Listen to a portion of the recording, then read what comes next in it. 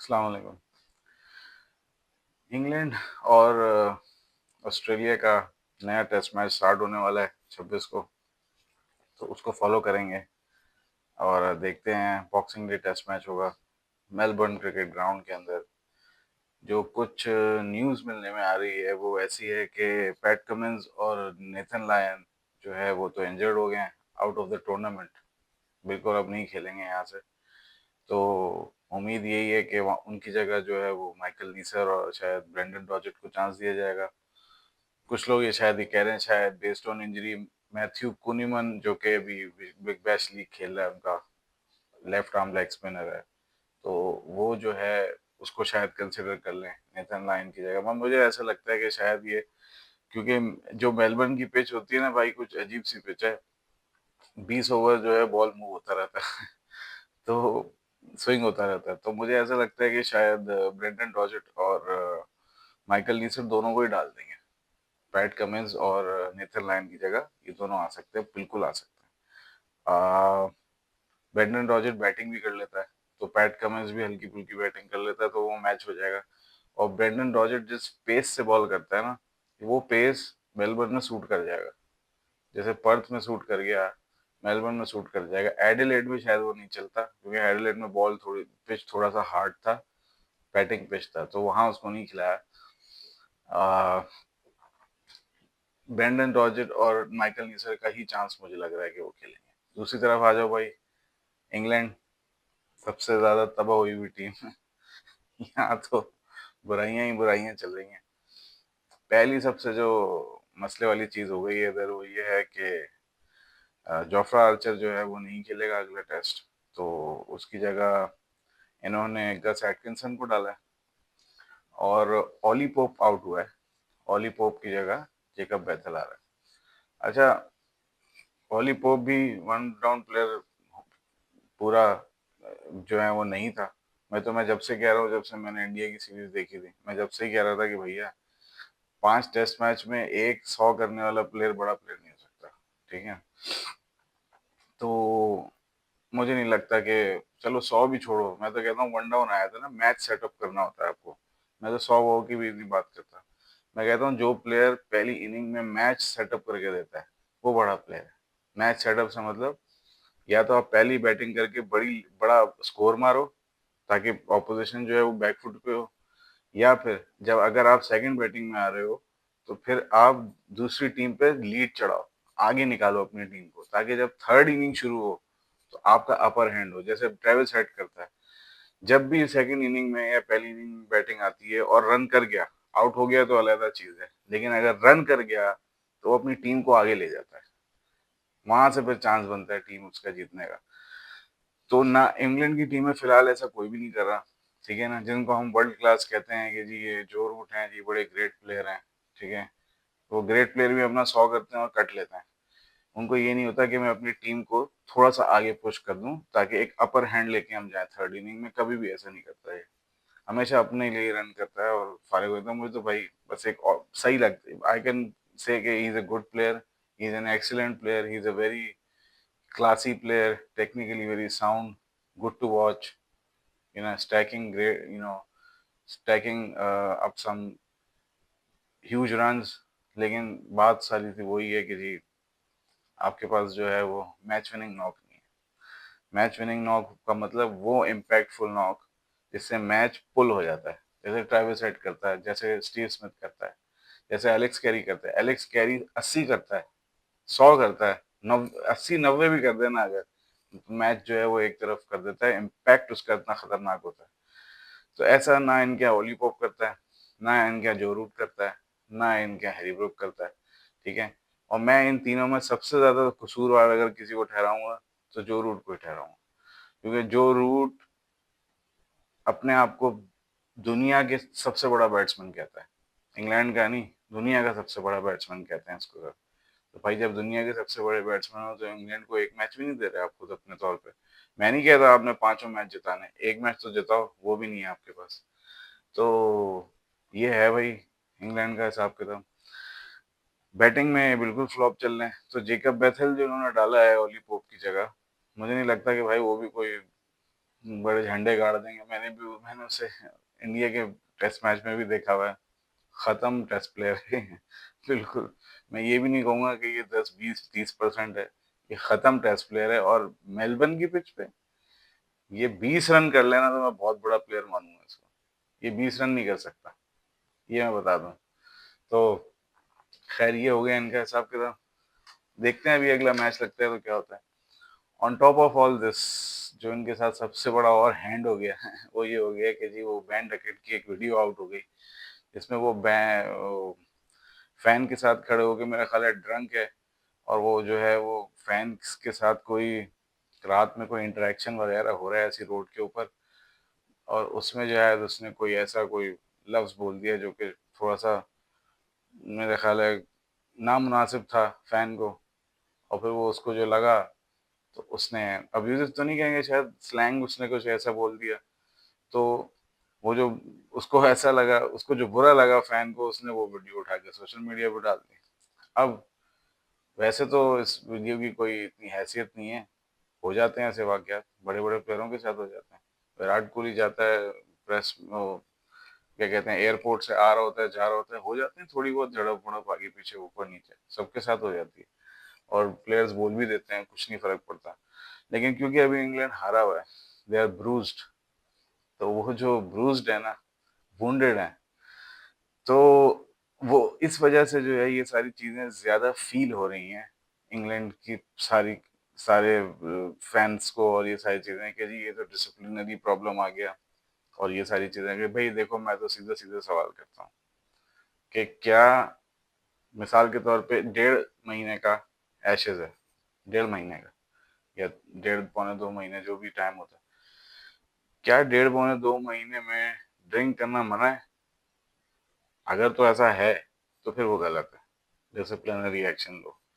लेकिन अगर ये नॉर्मल है और सारे प्लेयर्स करते हैं, अभी क्रिसमस भी आ रही है बीच में, तो अगर तो ये नॉर्मल है कि आप भाई अगर एक मैच खत्म हो गया है तो मैच के बीच का जो वक्फा है उसमें आप कर लें, और उनके कल्चर में है ये चीज़, शायद हमारे यहाँ मुनासिब नहीं समझा जाएगा, इंडिया में शायद मुनासिब ना समझा जाए, वैसे तो वहाँ पे भी पीते हैं। लेकिन अगर चलो हम कह लें कि जी नहीं मुनासिब समझा जाएगा, तो इंग्लैंड में तो कल्चर में है, वैसे कोई ऐसी बड़ी बात नहीं है। बस क्योंकि हार हार गए हैं तो बस और हर चीज़ को उठा के इशू बनाना कि जी डिसिप्लिनरी मसला आ गया। भाई शराब पीना कौन सा डिसिप्लिनरी प्रॉब्लम कब से हो गया इंग्लैंड के अंदर? तो बात सीधी सीधी ये है कि आप वुंडेड हो, आपको चोट लगी हुई है, उस चोट की वजह से आप उल्टे सीधे रीजन उठा रहे हो, वरना शराब पीना तो नॉर्मल है। तो खैर ये बिला वजह की एक बात है जो उठाई जा रही है। बेन स्टोक्स का भी मैंने एक जैसे आप कह लो प्री मैच प्रेस कॉन्फ्रेंस जो होती है वो उसने करी, और क्या कहते हैं मेरा ख्याल है 25 को, क्योंकि कल फिर क्रिसमस वगैरह है, तो क्रिसमस में तो कोई काम होगा नहीं है सच। तो आज इन्होंने प्रेस कॉन्फ्रेंस करी, और आज प्रेस कॉन्फ्रेंस में वो बेचारे की जो बॉडी लैंग्वेज थी, देखो यार प्लेयर ऑनेस्ट है, सिंसियर है। मैं सबसे पहले कोई चीज़ अगर किसी प्लेयर में देखूंगा ना, वो उसकी ऑनेस्टी और सिंसेरिटी होती है जो नज़र आनी चाहिए एज अ कैप्टन, या एज अ लीडर, या एज अ सीनियर, वो नज़र आनी चाहिए। ये जो डल बॉडी लैंग्वेज या ऐसा कि जी मैं नहीं कुछ करना चाहता, वो नहीं नज़र आना चाहिए। You should look disappointed when you have lost it, and you should look happy when you one it. तो वो जो चेहरे पे ना वो चीज़ आनी चाहिए कि आपको पेन फील हो रहा है, और वाकई वो नज़र आ रहा था जब वो आया है अपना प्रेस कॉन्फ्रेंस में, और उससे ये सवाल भी हुआ बैंडा गिड का। उसने बोला भाई देखो मेरी प्राइम जॉब तो ये है, वो डिसिप्लिनरी जो भी एक्शन और वो भी इन्वेस्टिगेशन जो भी चलेगी चलेगी, लेकिन मेरा तो प्राइम जॉब ये है कि मैं अपने प्लेयर्स को सेफ गार्ड करूँ, because I have 2 test matches in hand, और मैंने वो जीतने हैं। ठीक है ना, मैंने एक स्टेटमेंट देनी है कि मैं यहाँ पे आया और मैं ये करके गया, एज अ रिप्लाई सीरीज तो निकल गई। तो उसके लिए मुझे अपने प्लेयर्स को सेफ गार्ड करना पड़ेगा, उनको प्रोटेक्ट करना पड़ेगा। तो इसी बात को सब घुमा फिरा के पूछ रहे थे, और वो इसी बात को घुमा फिरा के जवाब दिए जा रहा था। और जाहिर बात है लोग वो 3 हार का घुमा फिरा के उसी पे आके सवाल पूछ रहे थे। उसने अपनी प्रेस कॉन्फ्रेंस में बस यही बोला कि भाई 2 टेस्ट मैचेस हैं, इनको खेलना है, इन्हें जीतना है, और ये ऑस्ट्रेलिया की साइड बहुत स्ट्रांग है और हमने ये ऑब्वियसली एक्सपेक्ट नहीं किया था। और ये सब एक जगह उसने ये बात बोली कि सब लोग जो है वो अपना बेस्ट दे रहे हैं। तो मेरा यही एक क्वेश्चन है कि आपकी टीम का बेस्ट यही है, ये है प्रॉब्लम। और ये बेस्ट किसने जज करना होता है? कोच का काम होता है, कोच और कैप्टन का, कि यार हमारा क्या है, हमारा बेस्ट। ठीक है ना? जब आप अपने होम में 5 मैचेस की सीरीज, को 3 मैच की सीरीज नहीं थी वो, 5 मैच की सीरीज, जब आप 2-1 थे, उसके बाद अगला आपने ड्रॉ कराया और उसके बाद अगला आपने मैच हरवा दिया 35 रन पे। 35 रन चाहिए थे जब जो रूट आउट हुआ और उसके बाद लाइन लग गई, खत्म हो गई पूरी टीम। मैं इसीलिए कहता हूँ ये जो रूट खत्म नहीं करता मैच। वो मैच मुझे इतना बुरा लगा था ना, बिल्कुल जीती हुई सीरीज, 35 रन चाहिए, जो रूट खड़ा हुआ है और बस आउट, खत्म, पूरी टीम फारिग। तो मुझे मुझे जब से जो है ना ये चीज फील हो रही है कि कोच को और कप्तान को तब ये बात फील हो जानी चाहिए थी कि यार अगर हम घर पे, अगर हम अपनी पिचेस पे एक नई इंडिया की टीम के साथ 2-1 कर रहे हैं, ओ सॉरी 2-ऑल कर गए, ठीक है, तो हम ऑस्ट्रेलिया को ऑस्ट्रेलिया में कैसे हराएंगे? ठीक है? तो डेफिनेटली जो हमारा बेस्ट है वो ऑस्ट्रेलिया में इनफ नहीं होने वाला। तो आप अपनी एक्सपेक्टेशंस उसी हिसाब से लेके चलते हैं कि यार we are a team which is still in the build up और इन द मेकअप, ऐसी कोई बात करते हैं। बिल्कुल ये कहना है कि जी we are up for the challenge और ये और वो, काहे का चैलेंज भाई? बेन रैकेट पूरी सीरीज नहीं चला, 3 मैचेस निकल गए। ऑली पोप पूरी सीरीज नहीं चला, 3 मैचेस निकल गए। जो रूट एक मैच में 100 किया है, उसमें भी वो भी उसमें जिसमें पैट कमिंस नहीं था, वरना ये भी 100 नहीं होता। ठीक है ना? तो ये हिसाब किताब है भाई। और फिर हैरी ब्रुक का तो मैं ये बोलता हूँ भाई, कमाल आदमी है भाई ये, मतलब ये उसका तो चेकअप वेकअप करवाओ, मेरी समझ से बाहर है ये आदमी। कैसे हो सकता है कि कोई प्लेयर 35-40 रन करके सेट हो और फिर उसके बाद इतना स्टूपिड शॉट मार के आउट हो जाए कि आदमी अपना सर पकड़ के बैठ जाए कि यार ये क्या है, ये क्या किया, क्या है इसने? और 40 रन भी क्यों किए थे? 40 रन करके स्टार्ट लेके ये किया है, ये थ्रो कर दी विकेट। तो मुझे ये मतलब बैटिंग लाइनअप भैया समझ नहीं आता। इसमें सिर्फ एक एक ही सेन दिमाग है जिसकी वजह से मैं उससे एक्सपेक्ट करता हूँ, और वो है जो रूट। जो रूट साहब जो है वो मैच जितवाते ही नहीं। और फिर ये बेन स्टोक्स है जिसको मैं समझता हूँ दूसरा सेन दिमाग है, तो वो भी है। क्या से बेन स्टोक्स की एक लिमिट है, ठीक है ना? अब एक बॉलर है, वो 15-17 ओवर करे, ठीक है, क्या उसी वही 150 मारेगा? मैं इससे नहीं एक्सपेक्ट कर सकता। अगर वो यूटिलिटी 50, 60, 70, 80 रन कर देता है, ही इज गुड। ठीक है ना? हाँ, अगर वो बॉलिंग ना करे तो फिर मैं उससे बोलूंगा कि भाई तू 100 कर, ऑस्ट्रेलिया के खिलाफ 100 कर, 100 से ऊपर जा, मैच जिता। लेकिन मैं उसके ऊपर बैटिंग का पूरा प्रेशर इसलिए नहीं डालता कि भाई उसने 17 ओवर 18 ओवर भी तो कर रहा है, वो हम भी तो देखो। तो बैट्समैन जो ऊपर हैं 5, इनको जिम्मेदारी लेनी पड़ेगी, एंड मोस्ट इम्पोर्टेंटली जो रूट। और अगर आप कोई टेस्ट मैच नहीं जिता सकते तो भाई अपने नाम के आगे से ग्रेट निकाल दो। ठीक है ना? खैर ये हो गया भारत का इंग्लैंड का। अब आ जाओ भाई, हमारे प्रेसिडेंट कप के मैचेस हो रहे हैं बड़े मजे के। 2 सेमीफाइनल हो गए हैं, केआरएल और एसएनजीपीएल का, और एक जो है वो पीटीवी और ओजीसीएल का। तो पीटीवी पीटीवी और ओजीसीएल वाला जो है वो पीटीवी जीत गई है, और केआरएल और एसएनजीपीएल वाला केआरएल जीत गई है। केरल वाले में 5 आउट किए अरशद इकबाल ने, और 213 पे मेरा ख्याल है 5 आउट थे।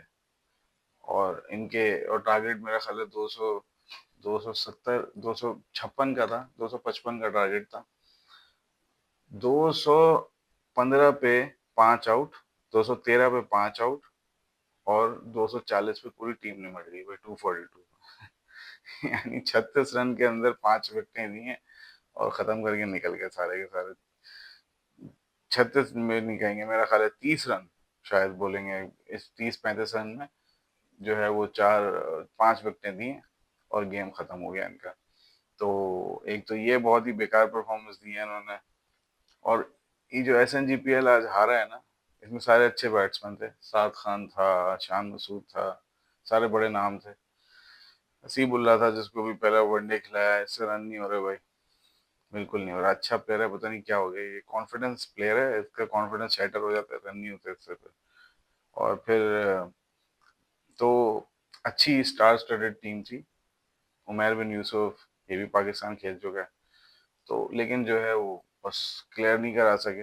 और एक चीज बड़ी कॉमन नजर आती है, आप अपने हमारे प्लेयर्स के स्टैट्स उठा के देखो ना, तो कोई भी प्लेयर जैसे मैं जो जो मैं एतराज जो रूट पे करता हूँ या बाबर आजम पे करता हूँ, जैसे ना साइड करने वाले मैच नहीं इनिंग नहीं खेलते कि हम जब खड़े हों तो हम मैच को खत्म करें। ये वाली इनिंग नहीं निकलती हमारे प्लेयर से। और ये दोनों मैचेस में नजर आया है प्रेसिडेंट कप के भी। जो पहले बैटिंग कर गया उसने बॉलिंग से दबा लिया। तो हम पाकिस्तान टीम में भी क्या करते हैं, हम यही करते हैं, पहले बैटिंग करते हैं, रन करते हैं और दूसरी टीम को बॉलिंग से दबा लेते हैं। बैटिंग नहीं है अभी भी हमारे पास। मैं ये मुझे बार बार ये नजर आ रहा है। OGTCL और PTV वाले मैच में भी मास सदाकत 16 बॉलों में 35 रन मार रहा था, छक्के, इतना बड़ा छक्का मारा, छत पे फेंक दी बॉल। बिल्कुल फखर जमान की तरह खेल रहा था। ठीक है, इमाम अच्छा खेला 20 रन पे, लेकिन वही वाली बात है, चेज में जाते हुए खत्म नहीं किया मैच। तो ये हमारा प्रॉब्लम अभी भी है, और यही प्रॉब्लम हमारा ऊपर हमारी टीम में भी है।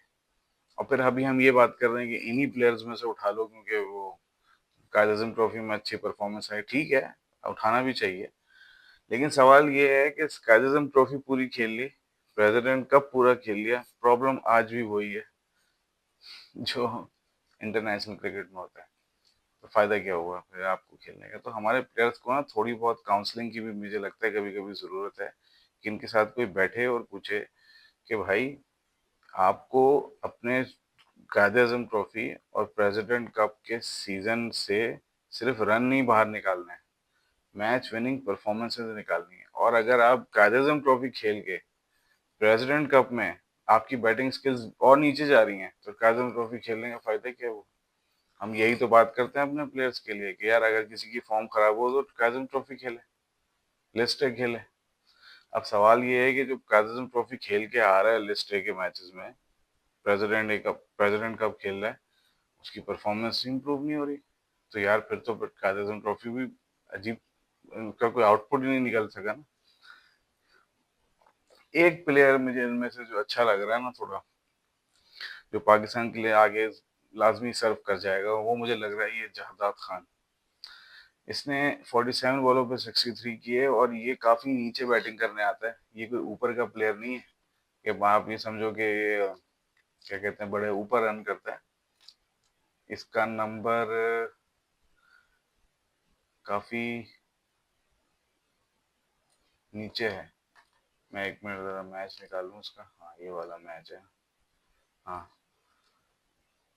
ये कोई छठे नंबर पे आया है बैटिंग करने, ठीक है ना, नीचे है नंबर, और छठे नंबर पे आके 60-65 रन कर गया। तो मेरे हिसाब से बड़ी सही बैटिंग कर रहा है ये बच्चा। और ये बॉलर भी पूरा है, इसका नया बॉल से स्विंग होता है बॉल, एक 135 तक का पेस है इसका। खेलेगा तो और बेहतर हो जाएगा, अभी तो यंग है। तो मुझे कभी कभी ये लगता है कि ये छठे नंबर के लिए जो रोल अभी हमने टीम में फ़हीम अशरफ को दिया हुआ है ना, फ़हीम अशरफ भी तो कभी ना कभी जाएगा। ये लड़का और दूसरा अहमद दानियाल, ये दोनों लड़के बहुत इजीली फिल इन करेंगे उस पोजीशन को जो अभी हमने फ़हीम अशरफ को दी हुई है। अभी तो खैर चलो फ़हीम अशरफ खेल रहा है, अच्छा कर रहा है।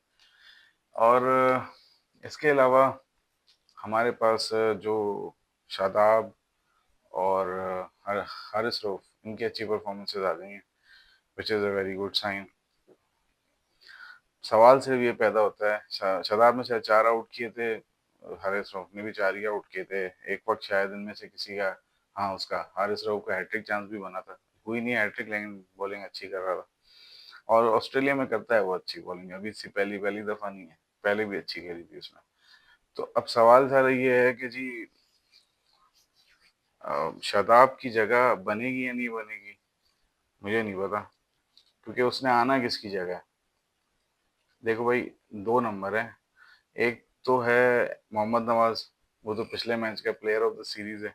उसको कैसे बाहर करो? इनफैक्ट अगर टीम में कोई सबसे ज्यादा कंसिस्टेंट है तो वो मोहम्मद नवाज है।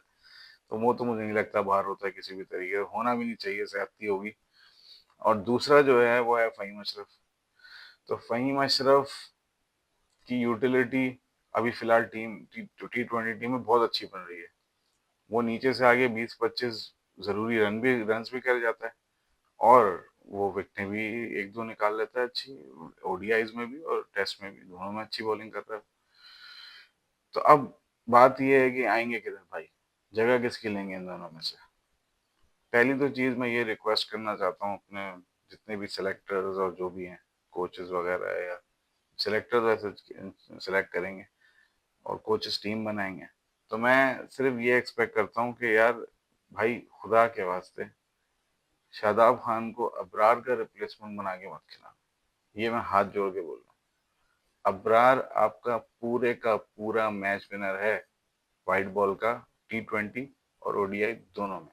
जो परफॉर्मेंस उसने इस साल दे दी है ना, ठीक है, वो अगर बैठा और शादाब खेला, 70% आप मैच यहीं से हारोगे। ये बात मेरी लिख के रख लो, लिख के रख लो मेरे से।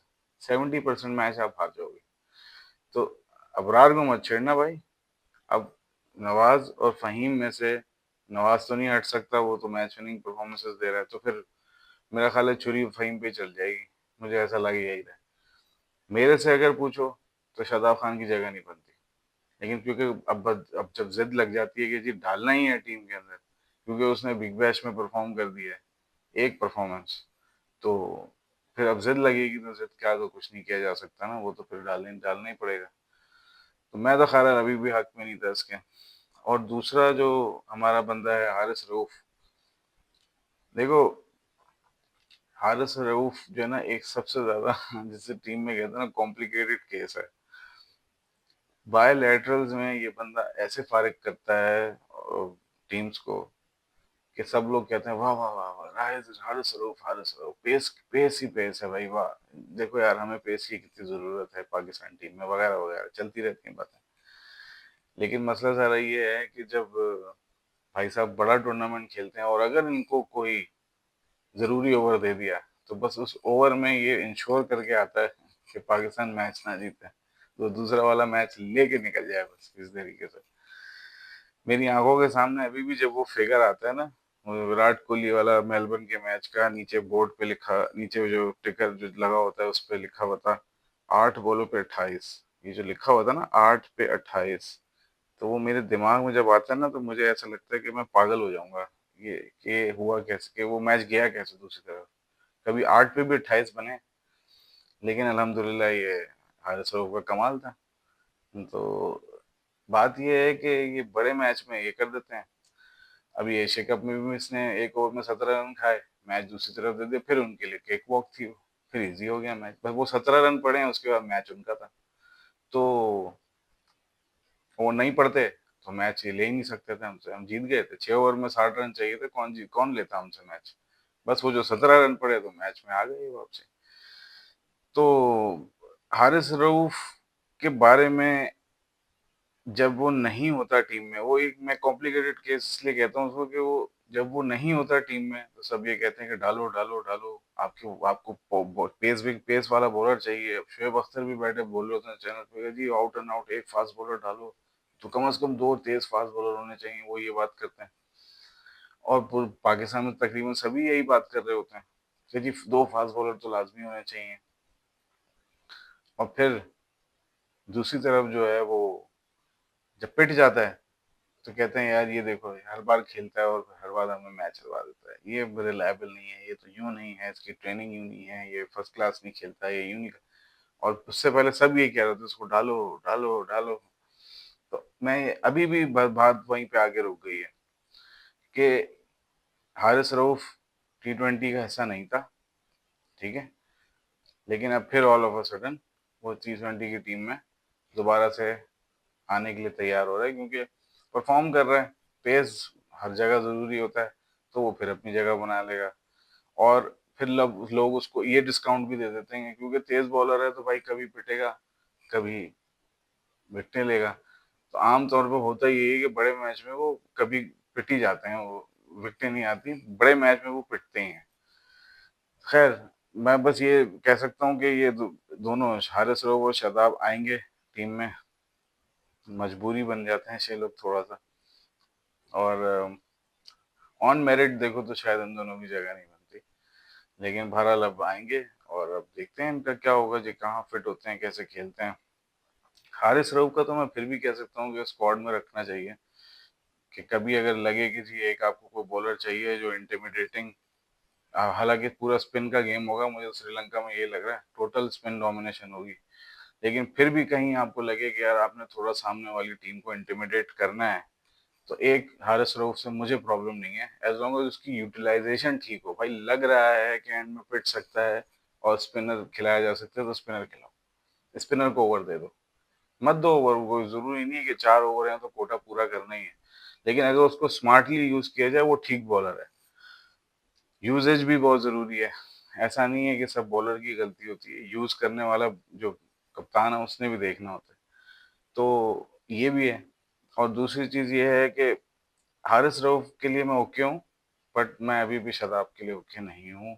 चाहे 4 आउट किए हों या 5 आउट किए हों भाई, एक परफॉर्मेंस 4 मैचेस में आप पाकिस्तान टीम का हिस्सा नहीं बन सकते। 4 मैचेस नहीं होते पाकिस्तान टीम में आने के लिए, मेहनत लगनी चाहिए। तो और दूसरा, ये जो एक नैरेटिव बिल्ड किया जाता है शादाब खान के आसपास कि जी कि वो तो जी इंजरी की वजह से बाहर हुआ था। भाई इंजरी की वजह से बाहर नहीं होता, परफॉर्मेंस की वजह से भी बाहर हुआ था, इंजरी भी थी, परफॉर्मेंस की वजह से मेन बाहर हुआ था। आयरलैंड में छक्के खा के मैच हरवा रहा था, ये हाल था। अभी 2 या 3 मैचेस में थोड़ा 5-6 आउट कर लिए, एक मैच में 4, एक मैच में 2, इस तरीके से कुछ कर लिए। तो अब क्या इसका मतलब ये है कि हर बड़े मैच में आउट कर देगा? ये तो वही वक्त ही बताएगा। लेकिन मेरी आज भी रिजर्वेशन है उसको लेके कि he did not follow any process to become a part of World Cup squad. For Haris Rauf, I'm okay. लेकिन फॉर शादाब खान नहीं भाई, मुझे नहीं लगता ये बनता है। लेकिन अब बहरहाल, अब देखो आएगा तो किसकी जगह लेगा। लेकिन बहरहाल अब मैं क्या कह सकता हूँ, बस यही दुआ कर सकते हैं कि अगर खेलें तो कुछ करें, नहीं करेंगे तो फिर जो बैचिंग होगी फिर वो झेलें, ये होगा बस। तो खैर, आज की वीडियो यही तक है। चैनल को लाइक कर लिया, वीडियो को लाइक कर लिया, चैनल सब्सक्राइब कर लिया। कल मिलते हैं, अल्लाह हाफ़िज़।